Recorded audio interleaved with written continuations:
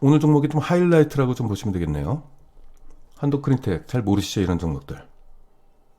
그래서 시장에서 유명한 종목과 그렇지 않은 종목을 좀 비교해서 제가 오늘 이 종목을 하나 유명하지 않는 종목을 하나 좀 갖고 왔습니다. 이 종목은 정수기 필터를 제조하는 회사예요. 정수기 필터를 제조를 해서 누구한테 공급을 하느냐? 코웨이. 지금 웅진 아니죠? 웅진 아니죠, 지금? 네, 코웨이, LG전자, SK매직, 쿠코홈치스, 교원, 피코그램.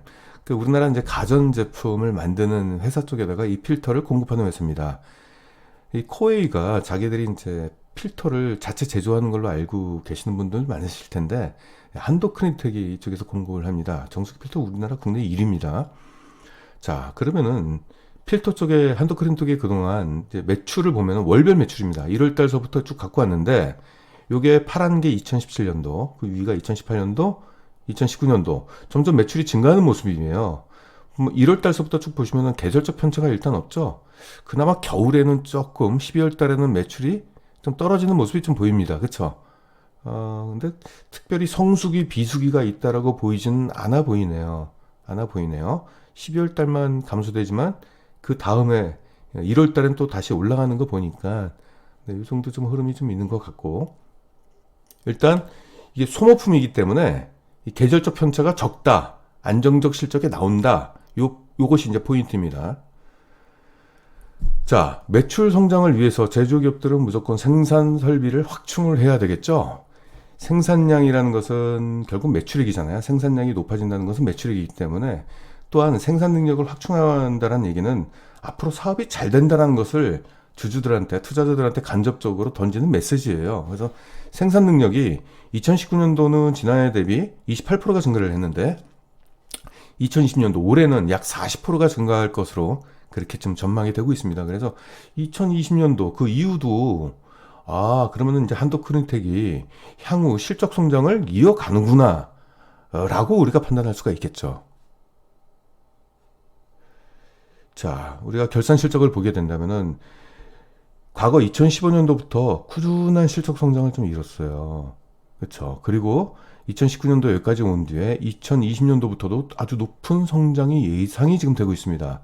수익성 또한 계속적으로 좀 올라갈 것으로 좀 보이고 있어요. 그래서 전반적으로 한도크린텍은 쉽게 말해서 앞으로 돈을 많이 버는 기업이구나 라고 시장에서 그렇게 추정을 하고 있는 겁니다. 왜 그런지 한번 볼게요, 나중에 뒤에서. 자, 일단 매출액은 앞으로 2022년도까지 연평균 무려 30%씩 증가를 하는 그런 거고요. 영업이익은 약 42%가 성장할 것으로 전망을 합니다. 매년 42%씩 복리로 성장한다는 의미예요. 아주 높죠. 부분별 매출을 보시겠습니다. 일단 얘들은 이제 정수기 필터가 있고 에어 필터가 있어요. 정수기 필터는 다 아시겠지만, 에어 필터는 이제 공기청정기, 탈취 필터, 이제 공기청정기에 들어가는 게 있고, 냉장고에 들어가는 게 있고요. 이제 정수기 쪽이 이제 주력이죠. 전체 매출 비중이 거의 99% 정도가 됩니다. 97%네요. 이 카본 블록이라는 정수기 필터가 가장 이제 주력 제품이라고 보시면 되겠고, 이쪽이 뭐냐면 이제 중금속, 그리고 염소를 제거하는 거, 그리고 냄새, 맛 제거, 이런 것들이 좀 목적입니다. 여러분들 집에 정수기가 있다라고 하면 대부분이 아마 한도크린텍일 것입니다. 왜냐면은 국내 정수기 필터에서 그냥 1등이 아니라 독보적입니다. 독점적 지위를 갖고 있다라고 생각하시면 돼요. 투자를 하실 때는 이런 기업에 투자를 해야 됩니다. 독점적 지위를 갖고 있고, 이게 뭐다? 이 거래처인 코웨이라든지 뭐 LG전자라든지 이런 데서 야, 가격 좀 깎아줘 라고 가격 압력을 넣을 수가 없어요. 왜? 다른 대체제가 있어야 되잖아요. 대체제가 없으니까 가격 압력을 못 넣는 거죠. 한도크린텍 입장에서는 뭐 우리가 싫으면 딴 데랑 거래하시던지 이렇게 해버리면은 뭐 할 얘기가 없는 거죠. 그러니까 이제 이 기업이 그 정도 이제 시장지를 갖고 있다는 얘기고요.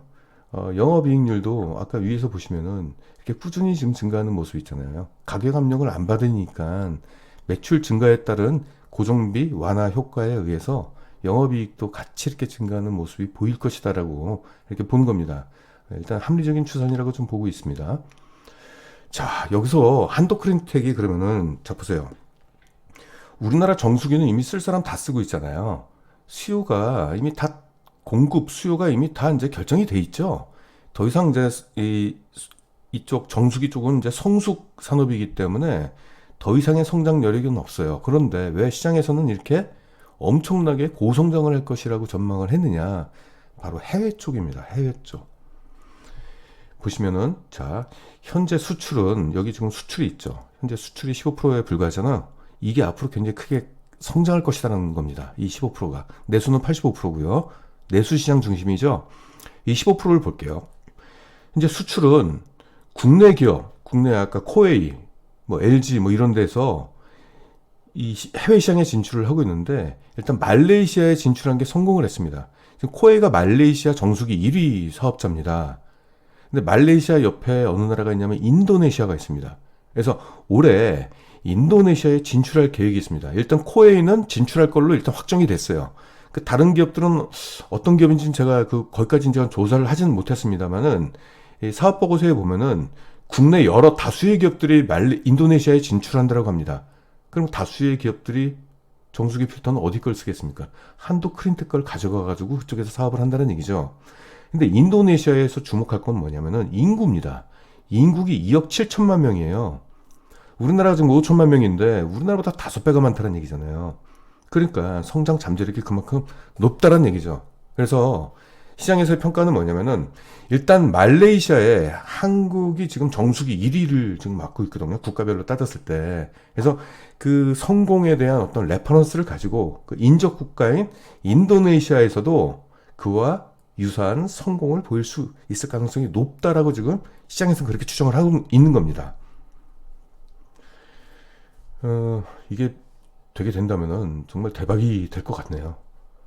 자, 실적 집계를 보시겠습니다. 2019년도는 전년 대비 매출액이 22%나 증가했어요. 영업이익은 24%가 증가했고요.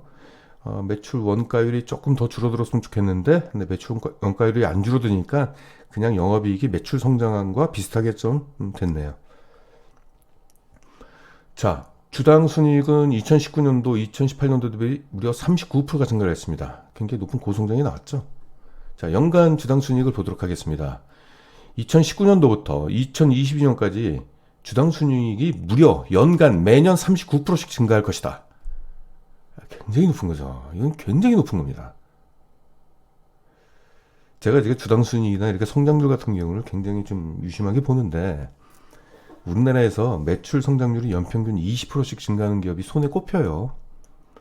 어쩌다가 이제 한 1, 2년 정도 어떤 전방 산업으로부터 수혜를 받아가지고 올라가는 그 장비 업체라든지 그런 걸 제외하고 그냥 약간 소비재, 중간 소비재 쪽에서 연평균 20%씩 증가하는 기업들은 흔치 않습니다. 그것도 꾸준히 증가하는 기업은 정말로 찾아보기가 어려워요. 그 중에 하나가 한도 크린텍입니다. 주목할 필요가 좀 있어요. 이게 이제 올라간다는 것은 이 성장률은 고성장은 아까 위에서 말씀드렸듯이 국내 정수기 업체들의 해외 진출에 따른 기대감입니다. 이 부분. 자, PR을 추정하도록 하겠습니다. 얘들은 근데 상장한 지 얼마 안 됐어요. 그래서 2019년도 상장하자마자 PR이 한 14.2 정도 돼 있고 한 저점은 11 그리고 최근에 12. 저는 목표 PR을 굉장히 보수적으로 잡는다라고 말씀을 드렸죠. 보통 이렇게 잡는 게 정상이죠. 다른 분들. 근데 저는 최저가를 잡았습니다. 왜? 그런 게 있어요. 목표가를 만약에 10,000원으로 잡았어요. 우리가 목표치를 좀 높게 잡아서. 근데 계속 들고 있는데 주가가 9,000원까지 올라가다가 갑자기 떨어질 수 있잖아요. 그럼 10,000원을 목표로 해서 기다렸던 사람 입장에서는 그 아쉽잖아요. 주가가 9,000원까지밖에 못 오르고 떨어지니까. 그래서 목표가는 보수적으로 잡는 게 유리해요. 그래서 그 보수적으로 잡은 목표가가 주가가 그 목표가를 향해 돌파를 하잖아요. 그럼 그다음부터 약간 비중을 축소를 하면서 대응할 수 있는 그런 기회가 남아 있는데 목표가를 너무 높게 잡아버리면 나중에 거기 도달하지 않으면 어떡합니까? 그냥 들고 있다가 그냥 주가 떨어지는 거 그냥 구경하다가 기회 손실을 많이 입는 거죠. 그래서 낮게 잡는 게 여러모로 유리해요. 그래서 목표가가 나중에 이걸 돌파하게 되면 그다음부터는 즐기면 되는 거잖아요. 상황 보고 수급 보면서 그때 보면서 매도 타임을 언제를 잡을 것인지 그 배부른 고민을 하면 되는 거죠. 그래서 일단 목표 PR을 좀 낮게 잡았습니다. 증권사들은 막 이렇게 잡아요. 이렇게. 왜? 꼬시려고.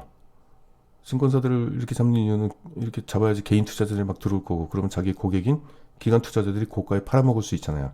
그래서 거짓말을 하는데 저는 여러분들한테 거짓말을 할 이유가 없지 않습니까? 같은 동료니까 네, 저는 이렇게 한다 말씀드릴게요.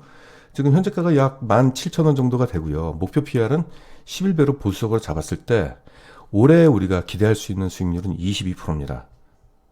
괜찮죠? 내년까지 들고 갈 경우 그러니까 1년 보유 네, 주가 기대 수익률은 무려 72%가 됩니다. 괜찮죠? 자, 재무안정성을 보도록 하겠습니다. 최근 상장한 기업들은 재무안정성이 다 높아요. 그다음에 이제 상장 차입금이 이제 계좌에 들어왔기 때문에 그렇죠. 일단 유동 비율이 무려 249%나 돼요. 100%를 훨씬 초과를 했죠. 그렇죠? 당좌 비율도 재고 자산을 제외한 유동 자산도 무려 184%가 되고 부채 비율은 33%밖에 안 돼요. 자, 보세요. 이 부채 비율이 173%, 130%좀 높았죠. 그러다 최근에 상장을 하면서 뚝 떨어졌죠. 현금이 들어오니까. 빚을 다 갚았다는 얘기입니다. 네, 그리고 네, 순차입금 비율이 없어요. 이건 뭐냐면은 무차입 경영을 지금 하고 있다는 얘기고 대단합니다. 네, 이자 보상 비율이 53%. 이거는 재무안정성이 양호가 아니라 우수네요. 네. 오늘 방송한 것 중에선 그래도 기대 수익률이 가장 높은 종목이 아닌가 이렇게 평가가 됩니다.